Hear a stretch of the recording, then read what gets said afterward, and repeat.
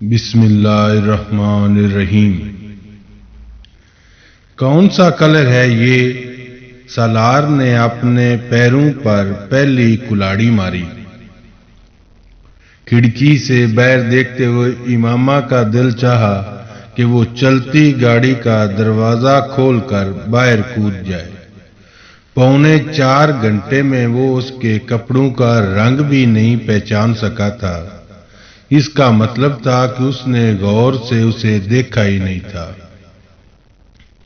پتہ نہیں، اس نے اسی طرح کھڑکی سے باہر جھانکتے ہوئے بے حد سرد موری سے کہا۔ ہاں، میں بھی اندازہ نہیں کر سکا۔ آج کل خواتین پہنتی بھی تو بڑے عجیب عجیب کلر ہیں۔ سالار نے اس کے لہجے پر غور کیے بغیر عام سے انداز میں کہا۔ وہ زنک اور کاپر کے سب سے زیادہ ان شیڈ کو عجیب کہہ رہا تھا۔ امامہ کو رنج سا ہوا۔ سالار شوہروں کی تاریخی غلطیاں دہرا رہا تھا۔ اس بار امامہ کا دل تک نہیں چاہا کہ وہ اس کی بات کا جواب دے۔ وہ اس قابل نہیں تھا۔ اسے یاد آیا اس نے کل بھی اس کے کپڑوں کی تعریف نہیں کی تھی۔ کپڑے؟ اس نے تو اس کی بھی تعریف نہیں کی تھی۔ اظہار محبت کیا تھا اس نے، لیکن تعریف نہیں کی تھی اس نے۔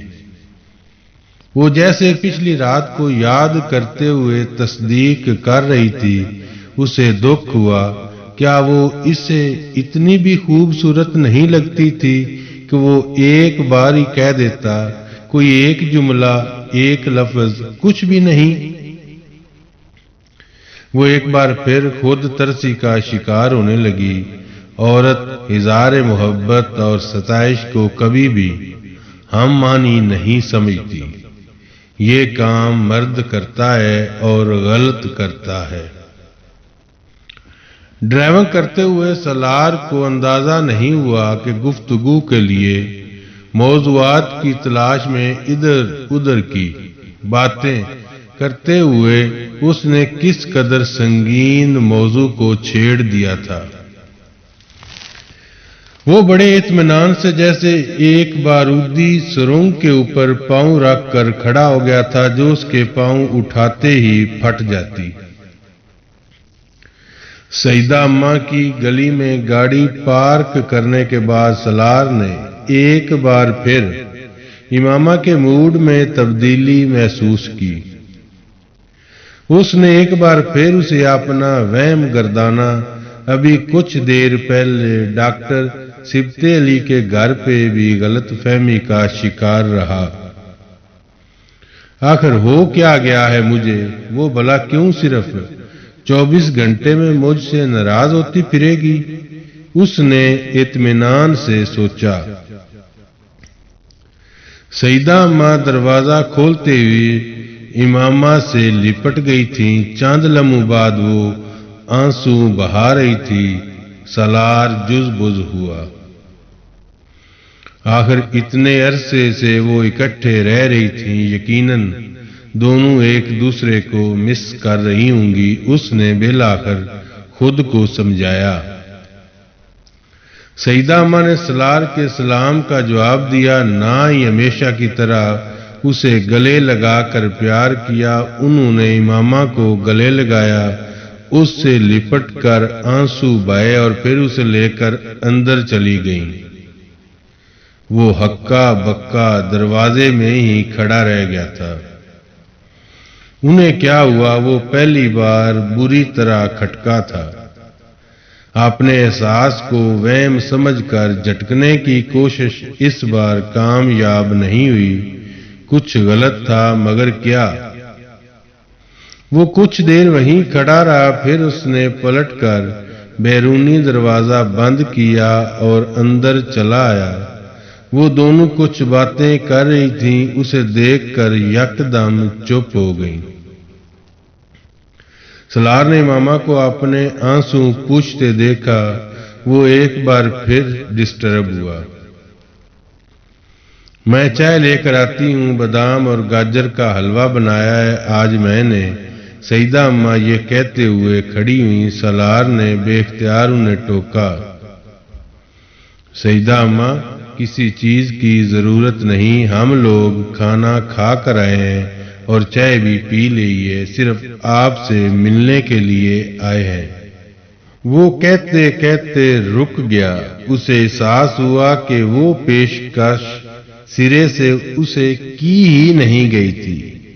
سیدہ اماں مکمل طور پر امامہ کی طرف متوجہ تھیں اور امامہ اسے کچھ کھانے پینے میں متعامل نظر نہیں آئی۔ میں کھاؤں گی اور میں آپ کے ساتھ چلتی ہوں، آپ کس طرح اٹھائیں گی برتن؟ امامہ نے سیدہ اماں سے کہا اور پھر ان کے ساتھ ہی کچن میں چلی گئی۔ سالار ونکوں کی طرح وہاں بیٹھا رہ گیا۔ اگلے 15 منٹ وہ اس صورتحال پر غور کرتا وہیں بیٹھا کمرے کی چیزوں کو دیکھتا رہا۔ بالآخر 15 منٹ کے بعد امامہ اور سیدہ اماں کی واپسی ہوئی۔ اسے امامہ کی آنکھیں پہلے سے کچھ زیادہ سرخ اور متورم لگیں، یہی حال کچھ اس کی ناک کا تھا۔ وہ یقیناً کچن میں روتی رہی تھی، مگر کس لیے وہ اب الجھ رہا تھا۔ کم از کم اب وہ آنسو اسے سیدہ اماں اور اس کی باہمی محبت و یگانگت کا نتیجہ نہیں لگ رہے تھے۔ سیدہ اماں کے چہرے اور آنکھوں میں اس سے پہلے بھی زیادہ سرد موری نظر آئی۔ اسے اس وقت چائے میں دلچسپی تھی، نہ کسی حلوے کی طلب۔ کچھ بھی کھانا اس کے لیے بد ہضمی کا باعث ہوتا، لیکن جو ماحول یکدم وہاں بن گیا تھا اس نے اسے ضرورت سے زیادہ محتاط کر دیا تھا۔ کسی انکار کے بغیر اس نے خاموشی سے پلیٹ میں تھوڑا سا حلوہ نکالا۔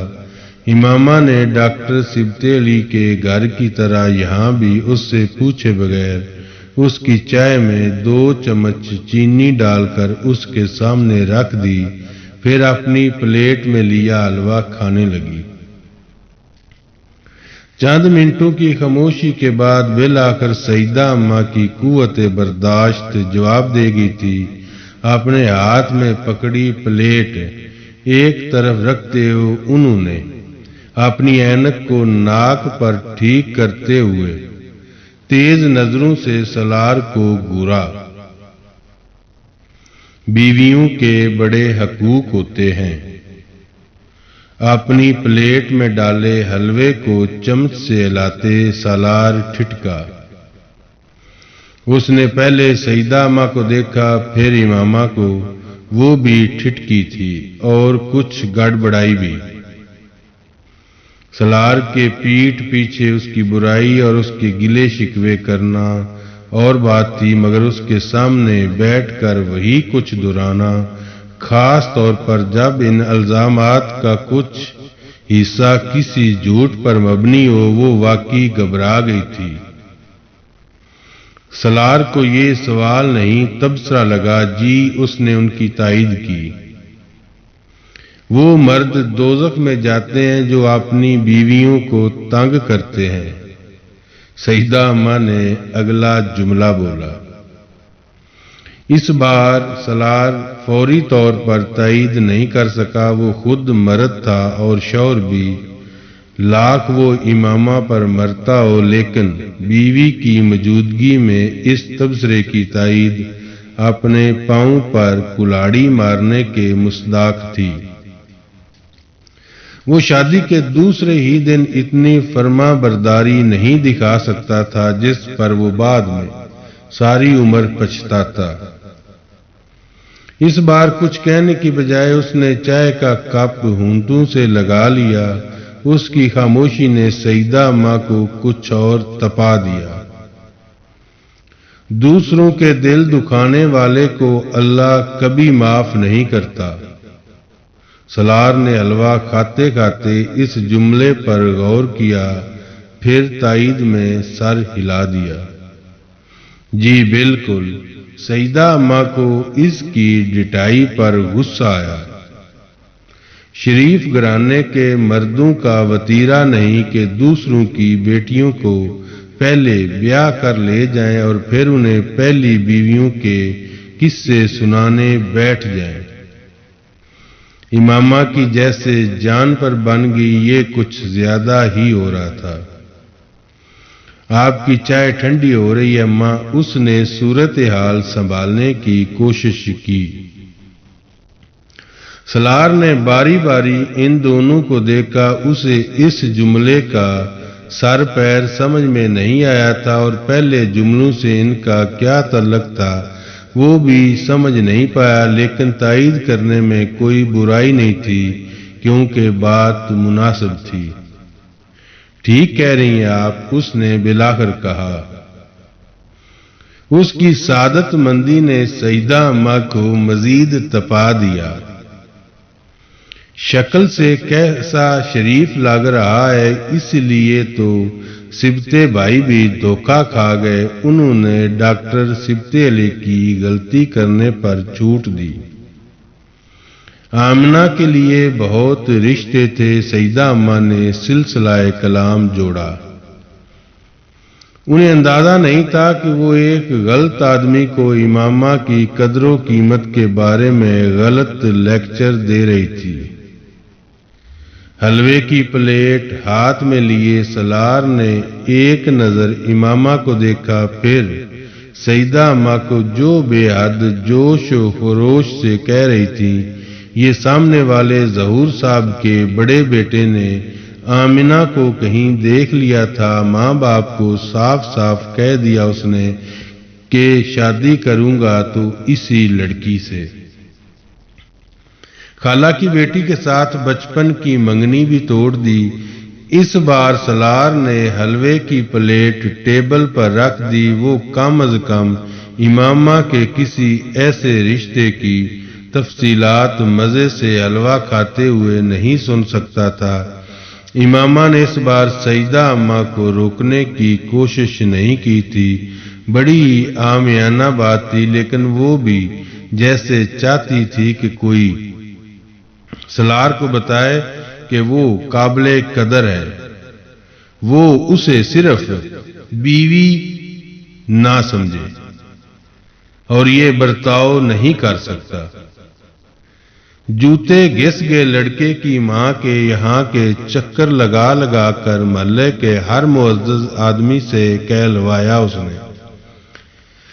میرے بیٹے کو انگلینڈ میں فون کرایا اس رشتے کے لیے، سیدہ اماں بول رہی تھی۔ سالار اب بے حد سنجیدہ تھا، اسے امامہ قدرے لا تعلقی کے انداز میں سر جھکائے حلوے کی پلیٹ میں چمچ ہلا رہی تھی۔ اس کے ماں باپ نے کہا تھا کہ جو چاہیں حق مہر میں لکھوا لیں، بس اپنی بچی کو ہماری بیٹی بنا دیں۔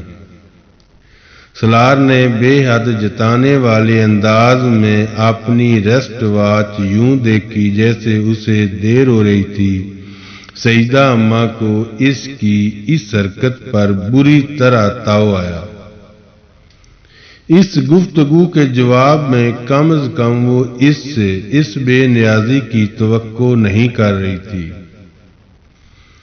ابھی آج بھی اس کی ماں آئی ہوئی تھی، بہت افسوس سے کہہ رہی تھی کہ بڑی زیادتی کی ان کے بیٹے کے ساتھ میں نے، ایک بار نہیں 2 بار کہہ رہی تھی کہ ہمیں چھوڑ کر کسی ایرے غیرے کے ساتھ پکڑ کر بیاہ دیا۔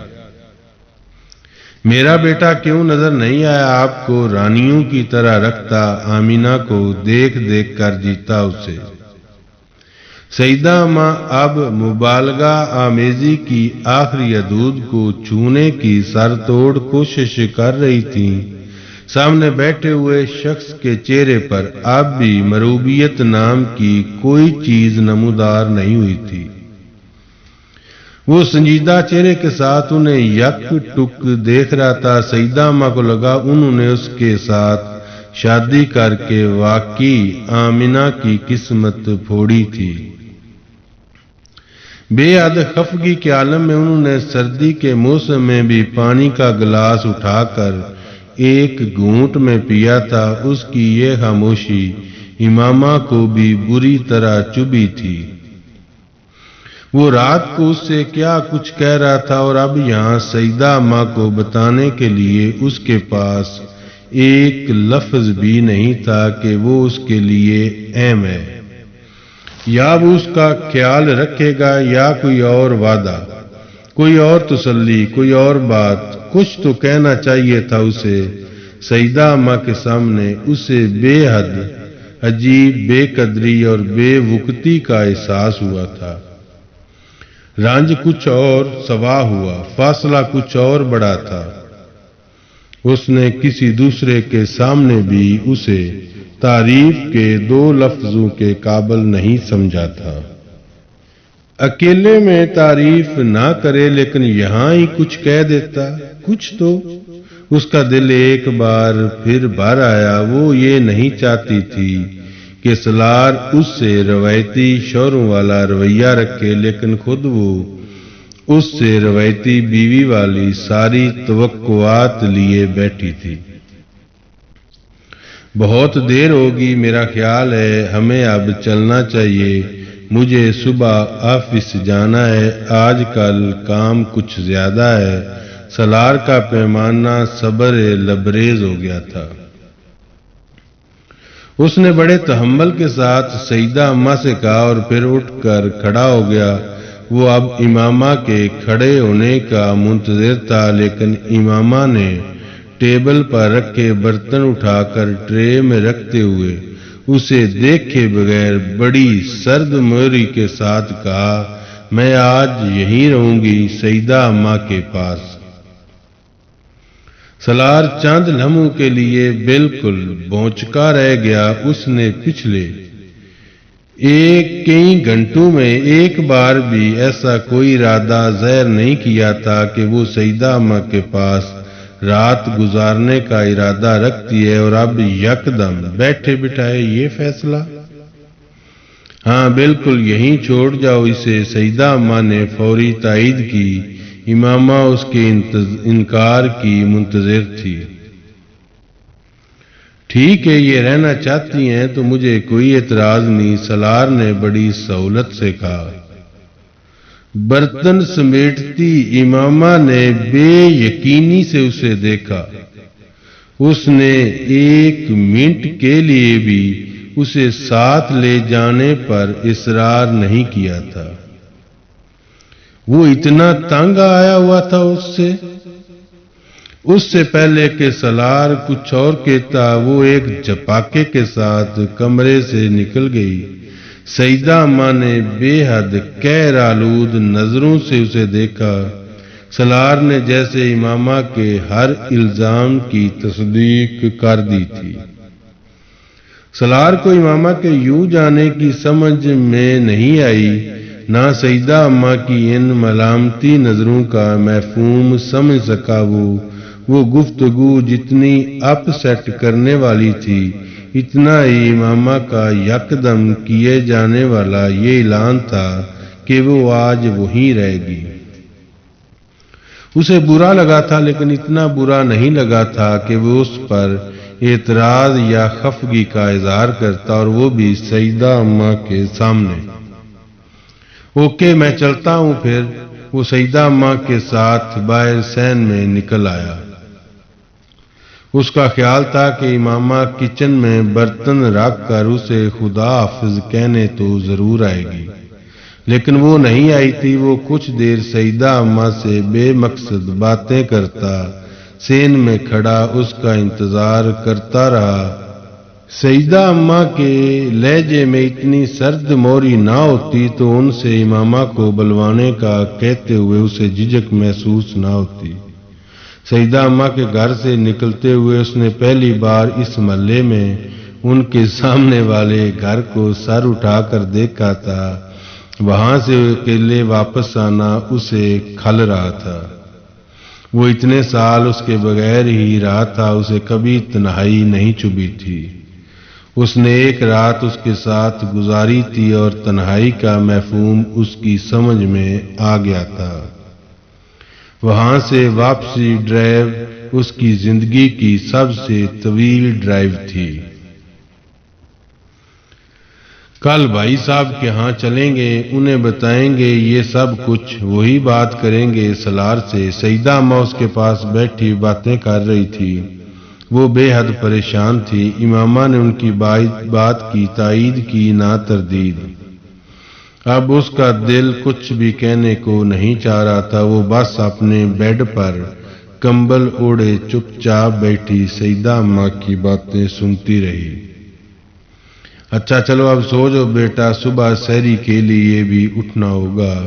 سیدہ اماں کو اچانک خیال آیا، بیڈ سے اٹھ کر کمرے سے نکلتے ہوئے انہوں نے پوچھا، لائٹ آف کر دوں؟ پچھلی رات ایک چماکے کے ساتھ اسے یاد آئی تھی۔ نہیں، رہنے دے۔